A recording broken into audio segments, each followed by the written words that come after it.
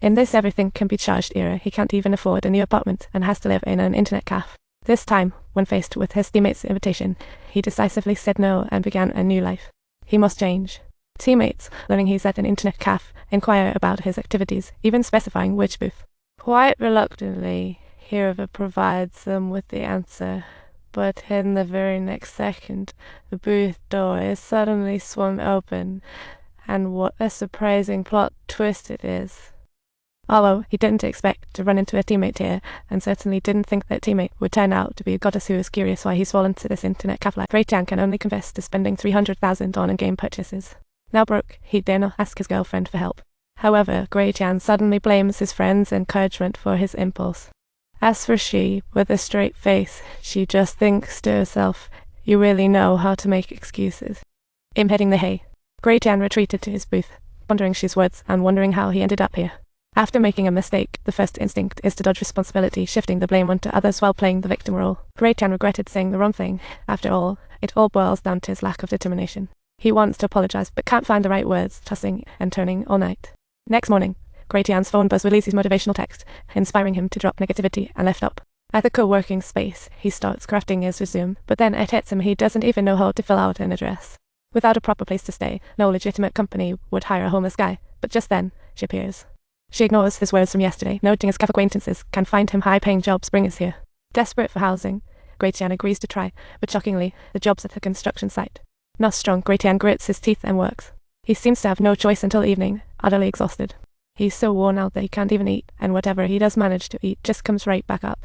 That's when Lizzie's text pops up again, but he's too scared to share the truth who wants to be judged, right?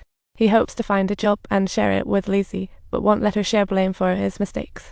Tian figures out his earnings for the day, and after covering the essentials, he's left with only 4,300. Exhaustion floods back, and he didn't even have time to reply to Lizzie. Since then, Tian works at a construction site by day and in a neon cafe by night, returning to an internet cafe with no booth. So, he has to make do in the common area, while Lizzie remains completely in the dark, talk about a headache. Yet, those unread messages from Tian keep nagging at her conscience. How could she just give? She breaks her promise of no face-to-face meetings and seeks to give him some real-life encouragement. But when the door opens, it's not Tian inside. Lizzie is furious. Tian didn't explain. She calls Tian directly, but the utterly exhausted Tian can scarcely answer, ultimately not even recalling what he had said. Truly an extremely embarrassing situation. Once again lying, Tian crushes Lizzie's hopes, and with his previous slump, everyone's worst fears are coming to light. They start to suspect that he can't handle Lizzie's control anymore, so he meets a new girl and leaves home all refreshed to game together. Lizzie refuses to believe this and can't accept such a conclusion, so her first reaction is to avoid it. When Loyan tries to ask about Tian, Lizzie stops him. And that's where the misunderstanding begins, as Tian opens his eyes from exhaustion. What timing? To his surprise, he wakes up in a double booth beside his frequent gaming companion Shi, and faced with this sudden situation, Tian instinctively rejects it, flipping out in a manner as if he is planning to make a swift escape from this place. But she insists that he feels partly responsible for Tian's homelessness and says, what if something happens? Tian initially wanted to reject the offer, but after a moment of consideration, he agrees.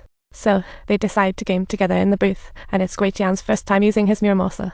So, between working during the day and resting at night, they meet a new partner in the game, Loyan Pure. The trio forms a strong bond in the game, and Loyan Pure tells them he'll soon be leaving Tokyo and wants to meet up to chat. They all agree, but Loyan Pure is actually Loyan. He just wants to check out what Tian's up to.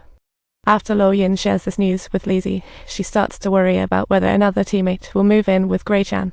With those words, Lizzie can't help but tear up, but just then, Loyan speaks up, and they quickly head to the meeting spot only to see Tian and she. Lizzie can't think positively anymore. There's no way to find Haiyan at this location, and all she feels is dread. She wants to find Haiyan, but there's no way she can do that now. Because she's right here, yet she feels unable to extricate herself from this situation. Even Loyan dare not venture to predict what comes next with certainty. So he just messages him that he can't make it today due to other commitments and quietly follows Tian and Angie to the internet cafe. Tian just lies down when suddenly Lizzie's silhouette pops up above him, followed by a crew of co-workers. Tian thinks, finally, a chance to explain. After sharing his recent encounters, everyone surrounds him, blaming him for not working yet spending 300,000. Anyone would face dire consequences. You're such a loser. Yet no one bothers to ask how to dig out from this hole. Every harsh word is actually a sign of care. Lo Yin even specially expresses her gratitude towards she, and with a much clearer understanding thanks to Grey Tian's explanation, Grey Tian ultimately departs from the calf to embark on his journey to Lisa's place. His friendship from worry and anger to genuine concern, Grey Tian has been through a lot in such a short time.